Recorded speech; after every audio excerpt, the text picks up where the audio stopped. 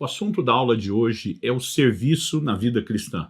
Particularmente, prefiro chamá-lo de a grandeza do serviço por conta de um ensino de Jesus. Certamente, isso precisa ser entendido como parte da nossa doutrina e não apenas regra de comportamento. Então vamos lá, Mateus capítulo 20, a partir do verso 20 até o verso 28.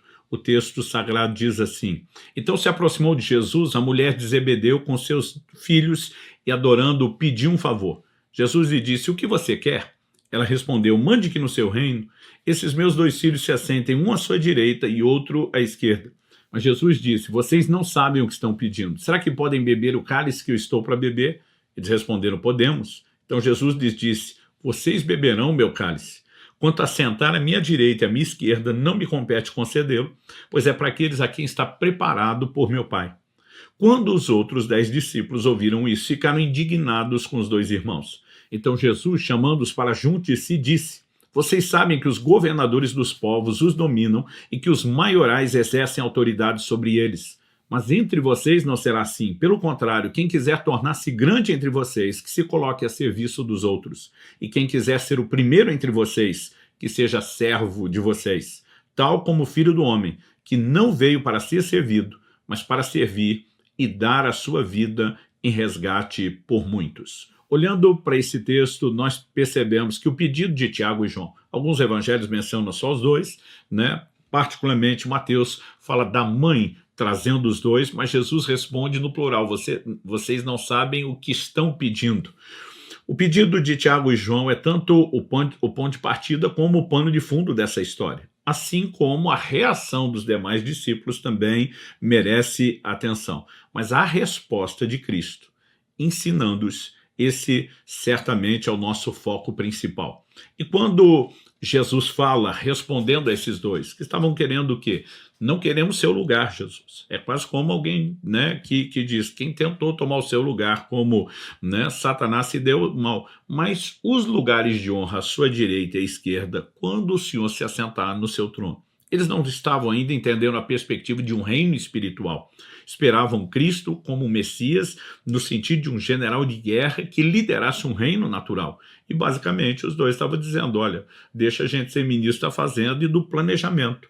Agora, não apenas eles estão aspirando algo que soa grande e honroso, mas a Bíblia diz que os outros 10 apóstolos ficaram indignados com os 2 irmãos. A pergunta é: ficaram indignados por quê? Porque todo mundo queria o mesmo lugar, ainda que os demais não tinham verbalizado.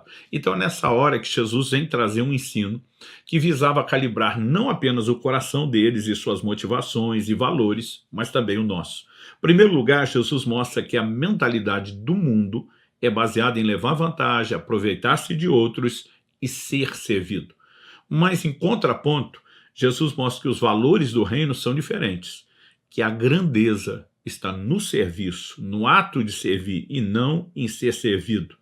Em terceiro e último lugar, né, eu quero tomar o próprio Cristo, não como aquele apenas que nos ensinou o que fazer com suas palavras, mas também mediante o seu exemplo como o nosso referencial, como o nosso modelo de caráter e de conduta.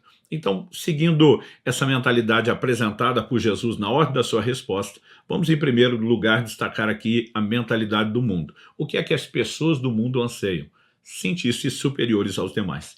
Em Mateus 20, 25, né, nós lemos já o texto, mas Jesus destaca: os governadores dos povos os dominam e os maiorais exercem autoridade sobre eles. Basicamente, a ideia é: se estou numa posição de destaque, eu posso mandar, eu posso governar.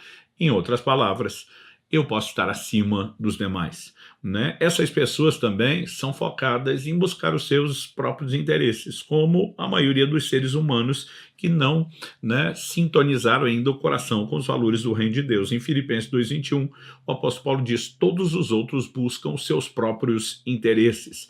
Então, nós precisamos de fato olhar, essa é a mentalidade do mundo. As pessoas estão ansiosas, desejosas de ser servidas. Em Lucas 22, 27, Jesus pergunta: pois qual é maior? Aquele que está à mesa ou aquele que serve? Jesus diz: não é verdade que é aquele que está à mesa? Obviamente, Jesus não estava falando aqui do conceito do reino de Deus, mas de como as pessoas sentem. Então, se alguém está sentado à mesa sendo servido, na cabeça dele, ele é maior. E Jesus não está apenas fazendo uma leitura de como a humanidade se comportava naqueles dias, naquele tempo. É importante reconhecer que, no mínimo, Jesus está estabelecendo um padrão comportamental do homem que é governado pela sua carne e pela sua natureza pecaminosa. Agora, se houver alteração, a gente pode esperar alteração para pior, porque isso também é uma advertência bíblica. Em 2 Timóteo, no capítulo 3, de 1 a 5, a Escritura é clara em pontuar, mas você precisa saber disso. Nos últimos dias sobrevirão tempos difíceis. Deixa eu fazer uma pausa. Os tempos difíceis, normalmente, a gente pensa que são circunstâncias, né? Se você olhar a qualidade de vida, por exemplo, as coisas só melhoraram de lá para cá. Do que Deus está falando? O texto diz, pois os seres humanos serão, e aí o foco está aqui, egoístas, sem afeição natural, estou diminuindo essa lista, inimigos do bem, traidores, tendo forma de piedade, mas negando o poder dela. Destaquei apenas alguns dos elementos, né, focando o quê? Egoísmo, tudo centrado em si, sem afeição natural por ninguém, são inimigos do bem, são traidores, não tem senso algum de lealdade nos relacionamentos, tem forma de piedade, mas nega o poder dela. Ou seja, nós não estamos apenas falando das pessoas do mundo, né? O texto no verso 4 fala de gente que é mais amiga do mundo, se torna mais amiga do mundo do que amigos de Deus. Para ser amigo de Deus tem que ter passado pela reconciliação em Cristo, tem que ter usufruído algum nível de intimidade, mas são pessoas que se perderam ao longo da caminhada, sendo governados pelos valores que não são o do reino de Deus, são os valores não apenas que imperam na nossa carne, mas principalmente dominam a mentalidade do mundo. É por isso que é essencial que a gente não se ajuste à mentalidade do mundo, pelo contrário, mude isso. Em Romanos, no capítulo 12, no verso 2, a Bíblia diz, e não vivam conforme os padrões desse mundo. Outra tradução diz, não se conformem, que é tomar a forma, né? Não se conformem com o mundo, mas deixe que Deus os transforme pela renovação da mente, para que possa experimentar qual é a boa, agradável e perfeita vontade de Deus. É importante reconhecer que ninguém muda comportamento sem mudar valores. Se somos governados pela mentalidade do mundo, os valores do mundo, nosso comportamento refletirá exatamente aquilo que é a nossa forma de pensar, aquilo que são os nossos valores. Por outro lado, se tivermos os valores do reino, esses sim, eles vão governar o nosso comportamento, então nós iremos transbordar aquilo que se tornou uma convicção da palavra de Deus e dos seus valores na nossa vida. Então, dito isso, eu quero em segundo lugar destacar aqui os valores do reino. É muito importante que a gente reconheça que como reino de Deus, nós temos valores diferentes, né, do mundo e das pessoas sem Cristo. Em Mateus 20, 26, o texto que nós lemos, mas quero destacar o verso 26, Jesus diz, mas entre vocês não será assim, pelo contrário. Né? Então Jesus está dizendo, eu não espero que vocês se comportem como as pessoas do mundo se comportam, valorizando ser servidos. Eu quero que vocês ajam de maneira contrária. Eu espero de vocês o oposto. E aí que Jesus vai destacar o que eu particularmente preferi dar como tema a essa aula. Poderia só falar do serviço na vida cristã, mas Jesus enfatiza a grandeza do serviço, né? E a verdadeira grandeza é servir. Em Mateus 20, o nosso texto principal, inicial, nos versos 26 e 27, Jesus diz, quem quiser tornar-se grande entre vocês, que se coloque a serviço dos outros. E quem quiser ser o primeiro entre vocês, que seja servo de vocês. É lógico que há alguns valores do reino de Deus que com a mentalidade do mundo nós não vamos conseguir entender. Né? Como, por exemplo, alguém pode multiplicar o que tem quando está repartindo com os outros. Eu digo que normalmente essa conta não fecha, mas no reino espiritual nem tudo funciona exatamente no paralelo do reino natural. E quando falamos a respeito de grandeza, a grandeza é se colocar a serviço, a grandeza é ser servo. Ou seja, Deus não apenas espera que a gente se coloque como servo, mas Ele espera que a gente entenda a grandeza disso a ponto de almejar. Agora, não é ser grande aos olhos dos outros, é entender uma honra diante de Deus, é entender um lugar e uma posição diante do Senhor. Então, como nós devemos interagir com as pessoas? Sempre com a perspectiva do reino. Em Filipenses, no capítulo 2, nos versos 3 e 4, o apóstolo Paulo diz assim, não façam nada por interesse pessoal ou vaidade, mas por humildade, cada um considerando os outros superiores a si mesmo, não tendo em vista os seus próprios interesses, mas também os dos outros. A verdade é que a maioria das pessoas se considera, superior, em vez de considerar os outros superiores. E aqui não tem a ver com valor. Todos somos igualmente amados por Deus, ele não faz acepção de pessoas, todos somos igualmente importantes, mas quando Jesus está falando de superior, ele está dizendo, você precisa promover essa pessoa que você está disposto a servir mais do que a si mesmo. Coloque ele, ainda que nessa mentalidade do mundo, uma posição acima da sua, se disponha a servi-lo, Não foque apenas no seu interesse, foque no interesse dos outros. E muitas vezes eu me pergunto se a definição de egoísmo, que fala da gente buscar só o que é da nossa conta e do nosso interesse, é de fato algo bíblico e que acreditamos, porque muitas vezes nós estamos vivendo um estilo de vida focado apenas na gente. E as pessoas dizem, não, mas eu não tenho tempo para isso. A pergunta é se tem tempo, a pergunta é por que não tem. Porque se é algo importante, nós precisamos construir o nosso estilo de vida, a programação e o planejamento do nosso tempo para atender aquilo que Deus determinou. Até porque isso não é mera sugestão, O serviço nas Escrituras é uma determinação divina. Além do texto de Filipenses 2, 3 e 4, eu creio que vale mencionar aqui também 1 Coríntios, capítulo 10, verso 24. Quando a Bíblia diz, ninguém busque o seu próprio interesse, e sim o de seu próximo. Assim como em Filipenses, a ideia de buscar o interesse do outro, de agradar o outro, de fazer aquilo que é bom, que é bênção para o outro, e não apenas buscar aquilo que nos interessa, não apenas servir a nós mesmos, mas realmente nos colocarmos à disposição de outros. Isso revela o caráter amoroso de Deus, isso quebra a força egoísta da carne, isso não é meramente altruísmo, é manifestar os valores do reino de Deus. Agora, quando nós falamos de servir, a palavra servir, ela pode muitas vezes ser genérica do que estamos falando exatamente. Então, eu gostaria de distinguir dois aspectos do serviço, que eu acredito que merecem, embora tudo que a gente faça, mesmo no plano natural, tem importância e repercussão no mundo espiritual, para efeito prático, eu quero fazer uma distinção, entre o aspecto espiritual do serviço, onde o serviço se concentra nas coisas espirituais, e o aspecto natural. Não significa que quando estamos trabalhando no aspecto natural, o que fazemos não é importante no plano espiritual e vice-versa, mas que em termos práticos, para que a gente consiga entender duas áreas distintas de trabalho, é importante que a gente faça essa separação. Então vamos lá, primeiro falando da parte espiritual. Na primeira epístola de Pedro, no capítulo 4, e nos versículos 10 e 11, o apóstolo, inspirado pelo Espírito de Deus, diz, sirvam uns aos outros, cada um conforme o dom que recebeu, como encarregados de administrar bem a multiforme graça de Deus. Se alguém fala, fale de acordo com os oráculos de Deus.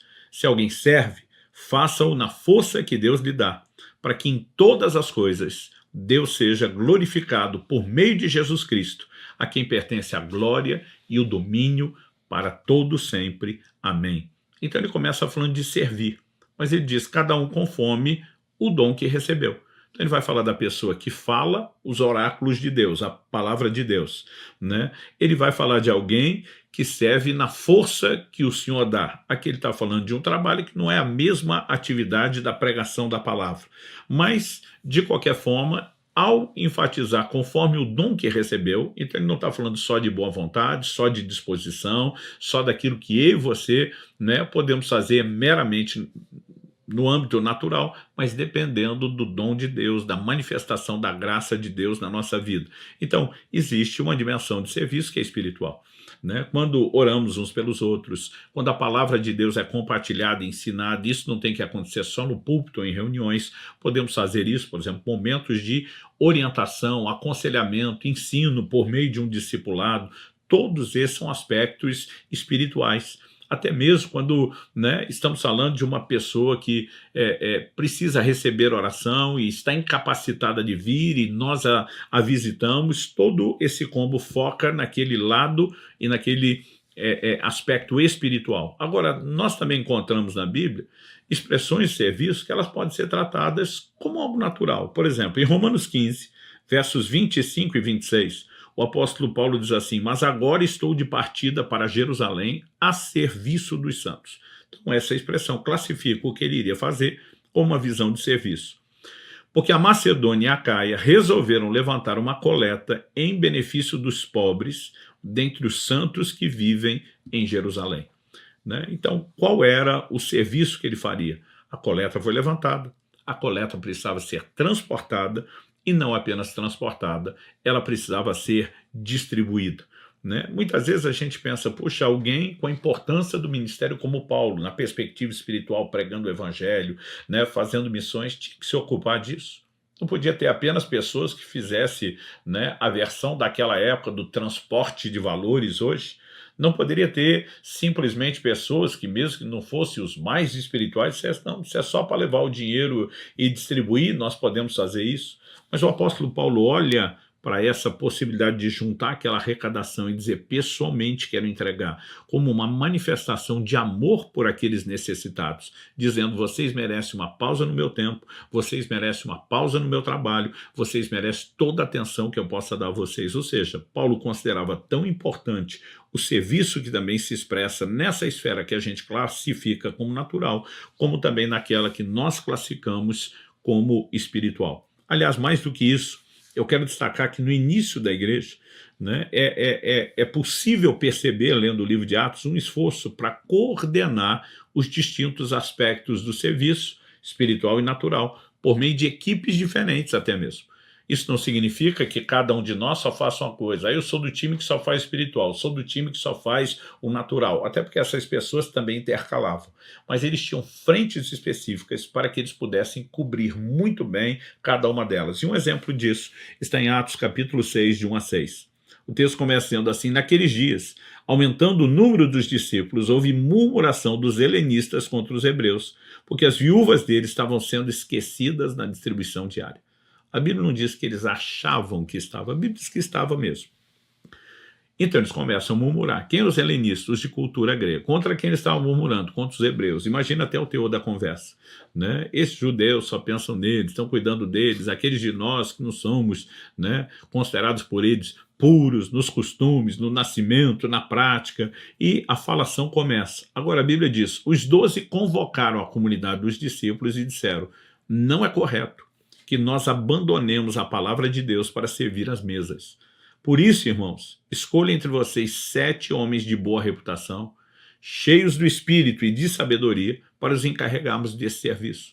Então agora ele vai falar de um serviço, vai falar de uma equipe específica que se encarregaria desse serviço, composta por 7 homens, mas é interessante, olha os critérios. Homens de boa reputação, bom testemunho, isso é muito mais importante no plano espiritual, normalmente a gente pensa, do que no natural, cheios do Espírito e de sabedoria.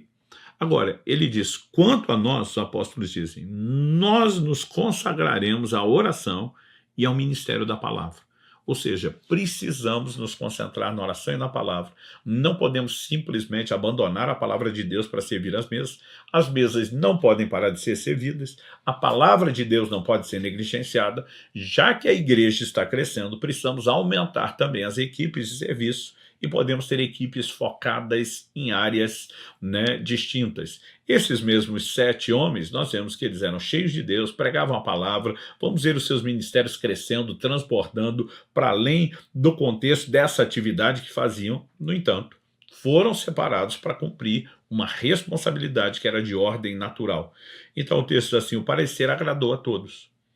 Elegeram Estevão, homem cheio de fé e do Espírito Santo, Filipe, Prócoro, Nicanor, Timão, Pármenas e Nicolau, prosélito de Antioquia. Apresentaram esses homens aos apóstolos que, orando, lhes impuseram as mãos. E daqui a pouco eles estão comissionados para servir as mesas, algo que os apóstolos não estavam dizendo que não era importante, mas já não cabiam na atividade, na agenda de um ministério que cresceu.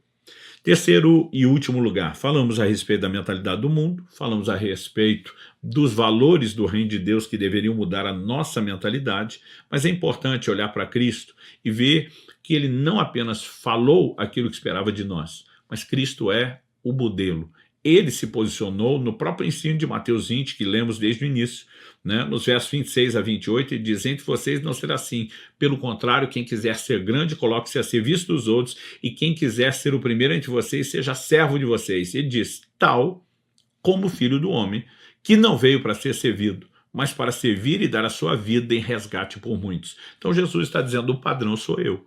O que é que eu vim fazer? Né? Jesus está dizendo, eu não vim para ser servido, eu vim para servir.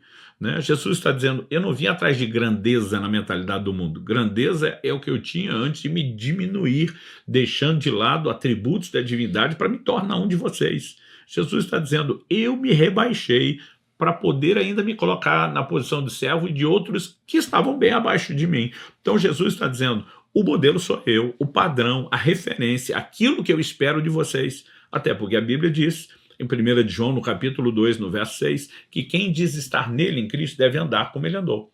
1 de Pedro 2,21 diz que ele nos deixou exemplo para que a gente siga as suas pegadas. Em 1 Coríntios, capítulo 11, verso 1, Paulo diz, sede meus imitadores, como eu sou de Cristo. Filipenses 2,5, tende em vós o mesmo sentimento que houve também em Cristo Jesus. Somos exortados de forma contínua, recorrente, a repetir esse modelo que é o Senhor Jesus, e ele é um modelo de serviço. Aliás, em outro momento, Jesus fez algo chocante, porque ele decidiu lavar os pés dos seus discípulos. Dentro da cultura dos judeus e dos povos antigos, quando a pessoa chegava de viagem com os pés empoeirados, parte da hospitalidade era receber o convidado, que tirava, né, as suas sandálias, tinha os seus pés lavados. Isso era tanto um comportamento de higiene, como também de hospitalidade, de honra. E costuma-se dizer em toda a literatura antiga que normalmente quem lavava os pés dos convidados era o escravo de menor posição na casa. Tanto que quando Jesus decide fazer isso, Pedro diz, não, o senhor não vai fazer isso comigo não, tipo, eu tenho que me pôr no meu lugar e o senhor no seu, que é acima do meu. Jesus diz para Pedro, se eu não fizer isso, você não tem parte comigo. Né? Pedro diz, então lava a cabeça, lava os pés, lava tudo. Eu não quero não ter parte com o Senhor. Mas o que é que Jesus diz em João 13,15? Ele diz, porque eu lhes dei o exemplo, para que como eu fiz, vocês façam também. Então Jesus está dizendo, eu não dei só instrução, eu dei exemplo. Inclusive, me colocando na posição daquele servo mais inferior, para lavar os pés de vocês. E eu e você temos que nos espelhar em Cristo. Né? Aliás, deixa eu mexer melhor num texto que eu apenas mencionei. Filipenses 2 começa falando no verso 5. Tenham entre vocês o mesmo modo de pensar de Cristo Jesus. Outras traduções dizem o mesmo sentimento. Aqui, né, nessa lemos, tem o mesmo modo de pensar de Cristo Jesus, que mesmo existindo na forma de Deus, não considerou ser igual a Deus algo que deveria ser retido a qualquer custo. Pelo contrário, ele se esvaziou, assumindo a forma de servo, tornando-se semelhante aos seres humanos. E reconhecido em figura humana, ele se humilhou, tornando-se obediente até a morte, e morte de cruz. Por isso também Deus o exaltou sobremaneira. Ele deu um nome que está acima de todo nome, para que ao nome de Jesus se dobre todo o joelho nos céus, na terra, debaixo da terra, e toda língua confesse que Jesus Cristo é Senhor, para a glória de Deus Pai. Então vamos falar aqui. Cristo se humilhou e a Bíblia diz Deus o exaltou. Quando olhamos para o ensino de Jesus, Nosso Senhor afirma, todo aquele que se exaltar será humilhado, mas todo aquele que se humilhar será exaltado. Então vamos lá. Um cristão que mesmo depois de convertido está tentando funcionar dentro da mentalidade do mundo e apenas querendo promoção e ser servido, buscando exaltação, Jesus diz, ele será humilhado. Mas aquele que absorve os valores do reino, ele humilha a si mesmo e diz, eu vou me colocar na condição de servo. A Bíblia diz, ele será exaltado. Eu e você precisamos entender que nada que Deus faz por nós deveria parar na gente. Tudo é para ser transbordado. E o que é esse transbordar? É simplesmente a maneira como nos posicionamos para servir os outros. Então Paulo diz em 2 Coríntios capítulo 1, verso 4, que com a consolação que nós somos consolados, nós consolamos os outros. Então alguém que teve seu casamento restaurado, deveria ajudar outros matrimônios a também experimentarem restauração. Alguém, né, que experimentou cura de uma dor específica deveria ajudar pessoas transbordando a mesma consolação.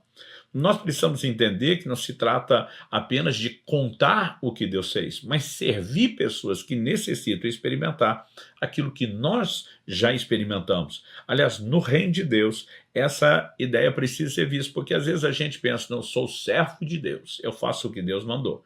Mas o que é que Deus mandou a gente fazer? É também servirmos as pessoas. E isso precisa ser entendido, né, como algo que não é apenas uma sugestão, é uma determinação para todos nós. O serviço jamais deveria ser visto como uma opção. E quando a gente fala a respeito de Jesus e do modelo de Jesus como servo, curioso que isso não vale nem se limita só para os dias do seu ministério terreno, né? O livro de Hebreus diz que Jesus vive para interceder por nós. Você já parou para pensar que o ministério dele ainda está focado em nós, embora hoje seja muito mais a oração e a intercessão? Além disso, algo que literalmente me assusta, não só me chama a atenção, é a afirmação de Lucas 12:37. Jesus diz: bem-aventurados aqueles servos, a quem o Senhor, quando vier, encontrar vigilantes. Em verdade lhes digo que ele há de cingir-se, dar-lhes lugar à mesa e, aproximando-se, os servirá. Ele está falando do Senhor, que quando voltar a encontrar seus servos vigilantes, ele vai dar lugar aos seus servos à mesa, ele é que vai assumir a função de servo, ele que vai nos servir. Gente, para pensar isso. No final de todas as coisas, quando finalmente o nosso Senhor tiver regressado e houver, né, as recompensas, os galardões, a Bíblia diz que ele vai nos colocar à mesa e ele mesmo vai nos servir. Então, eu olho e percebo, isso não se trata de algo que Jesus fez apenas nos dias do ministério terreno, pensando em quando estou aqui como homem, devo proceder como tal. A Bíblia diz que ele fará isso de novo com todos nós, né? É impossível você olhar para isso e não parar para pensar na força de um exemplo que não está relacionado somente ao passado, mas também ao futuro. Bom, conclusão. A gente precisa desenvolver, primeiro enquanto indivíduos, essa cultura de serviço, viver para servir, desde pequenas coisas no dia a dia, né? Obviamente isso deveria começar já dentro de casa, dentro da família, no contexto do relacionamento com as pessoas com quem convivemos, seja no trabalho, seja na escola, né? Uma cultura de serviço. Agora, isso também deve ser trazido para dentro do contexto dos santos, das necessidades deles, não só nas reuniões. Podemos servir pessoas independentemente de reuniões. Quando, né, os primeiros diáconos se dispõem a colocar comida na mesa, na casa das viúvas, isso não dependia necessariamente de ter um culto.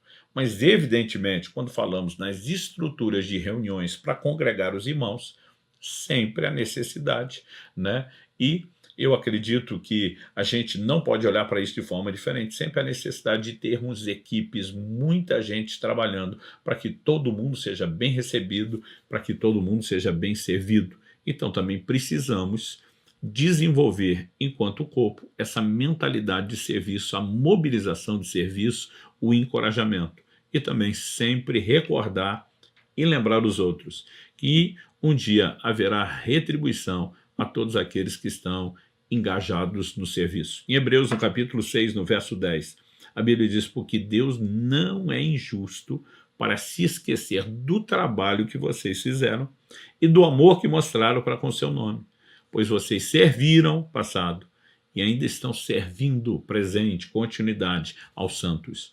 Eu e você precisamos entender que para aqueles que perseveram, né, e perseverar é uma declaração aqui importante, porque eu vejo muita gente que até começa, mas depois perde a empolgação, perde o ritmo do trabalho. Em Gálatas, no capítulo 6, no verso 9, a Bíblia diz: e não nos cansemos de fazer o bem, porque no tempo certo faremos a colheita se não desanimarmos. Tem muita gente abortando a recompensa porque desanimou, cansou de servir, mas nós devemos perseverar em fazer o bem. Fazer isso por amor ao Senhor, que não apenas deu a determinação do serviço, mas é o nosso grande modelo e inspiração. Fazer isso por amor às pessoas que servimos, que Ele também ama. Fazer isso para honrar a Deus, para cultuar e propagar todos os valores do reino de Deus. Que Deus nos ajude a não apenas adquirir aquele comportamento aprendido, que é exercido no piloto automático, mas a assimilar, a absorver os valores do reino, uma cultura, e ter um estilo de vida empolgante que transborde isso, servindo pessoas. Minha oração é que Deus te conduza não apenas no entendimento dessas verdades, mas numa capacidade prática de traduzir isso no estilo de vida do dia a dia. Deus te abençoe.